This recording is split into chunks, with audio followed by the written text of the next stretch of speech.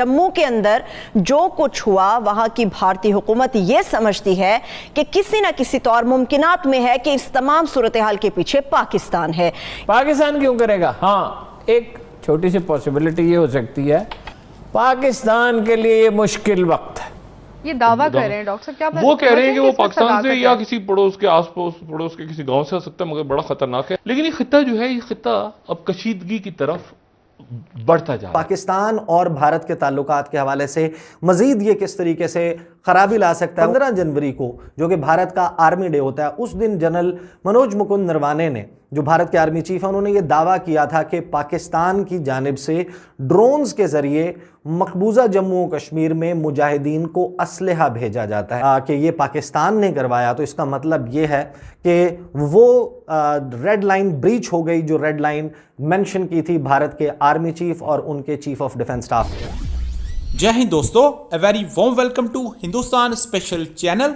जम्मू में उच्च सुरक्षा वाले हवाई अड्डे परिसर में स्थित वायु सेना स्टेशन में शनिवार देर रात ड्रोन का इस्तेमाल करते हुए 2 बम गिराए गए। अधिकारियों के मुताबिक पाकिस्तानी आतंकवादियों ने महत्वपूर्ण प्रतिष्ठानों को निशाना बनाने के लिए पहली बार ड्रोन का इस्तेमाल किया। सूत्रों के मुताबिक हर आईईडी में 1.5 किलो विस्फोटक था। उच्च अधिकारियों ने जानकारी देते हुए संकेत दिया है कि यह मामला आतंकवाद से संबंधित मामलों की जांच करने वाली एजेंसी एनआईए द्वारा अपने हाथों में लिए जाने की संभावना है।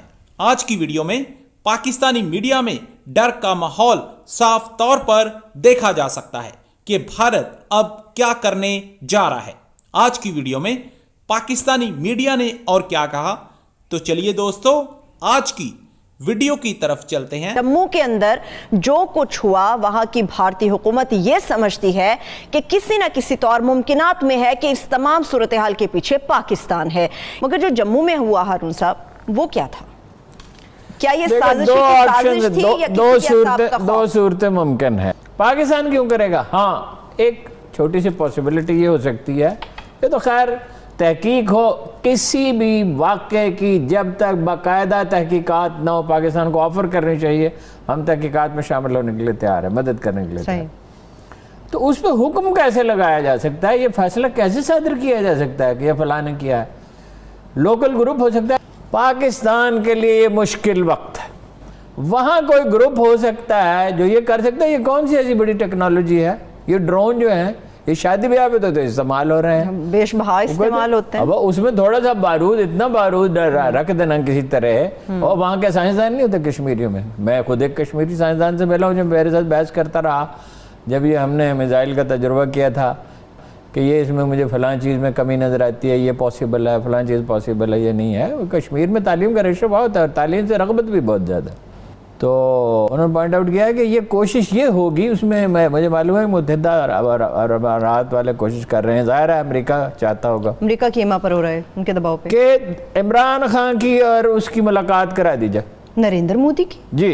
दूसरी बात यह कि आज जो जम्मू के अंदर वाक़या पेश आया है कि ड्रोन के ज़रिए वहाँ पे उनका जो एक एयर बेस है गालिबन, उसके ऊपर 2 अटैक्स हुए और ये पहला अटैक है इस तरह से जो आईईडी का आप कह सकते हैं कि जिसको रिमोट के ज़रिए वहाँ पे ड्रोन के जो है वो धमाका खेज मवाद गिरा।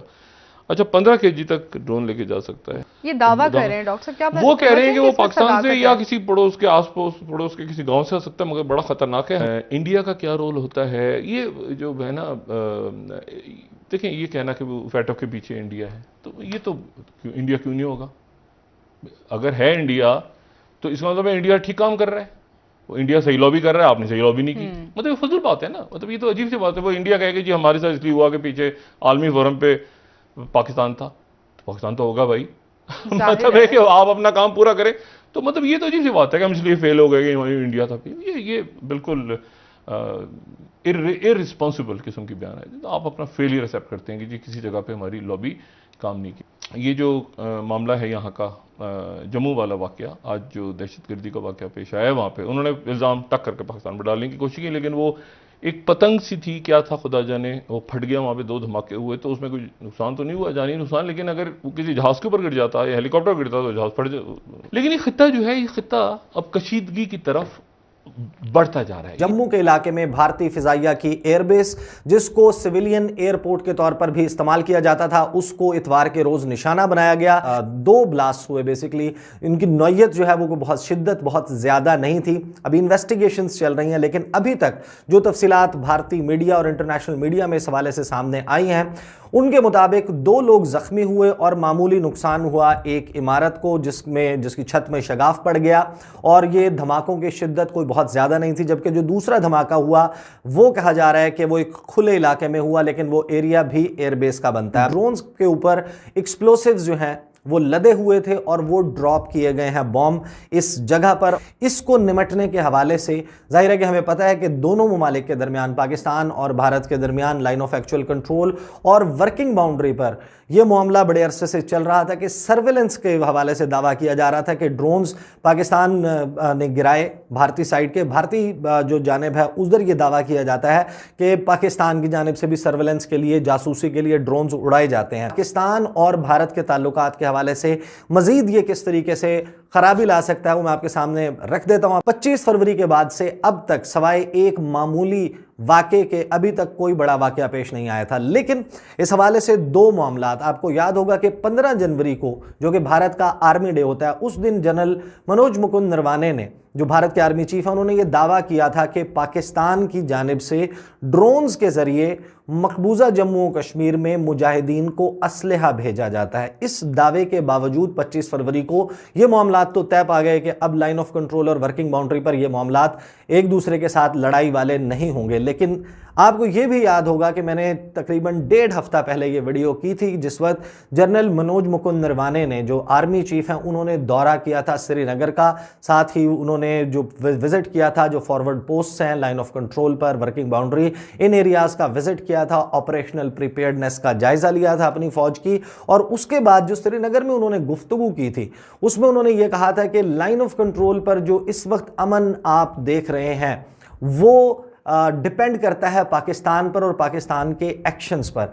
और साथ ही उन्होंने ये कहा था कि लाइन ऑफ कंट्रोल पर अमन जो है वो उस वक्त तक रहेगा जब तक हिंटरलैंड में, जो मकबूजा वादी है और जम्मू के एरियाज़ हैं, यहाँ पर अंदर दहशतगर्दी की कोई कार्रवाई नहीं होती। और जिस तरीके से the guns are being jumped by Indian media, और मुसलसल इसके हवाले से जो थियरीज इस वक्त चल रही हैं कि ये मुमकिन तौर पर लाहौर में जो हाफिज़ सईद साहब के घर के पास एक हमला हुआ, बम धमाका हुआ, उसके नतीजे में ये सब कुछ हुआ है, तो जाहिर है कि अब ये सवालात उठ रहे हैं। और अगर भारत की तरफ से ये ऑफिशियली अब इल्ज़ाम लगा दिया जाता है कि ये पाकिस्तान ने करवाया, तो इसका मतलब ये है कि वो रेड लाइन ब्रीच हो गई, जो रेड लाइन मेंशन की थी भारत के आर्मी चीफ और उनके चीफ ऑफ डिफेंस स्टाफ ने। और इस मामले से फिर दोबारा लाइन ऑफ कंट्रोल और वर्किंग बाउंड्री पर महाज गर्म हो सकते हैं।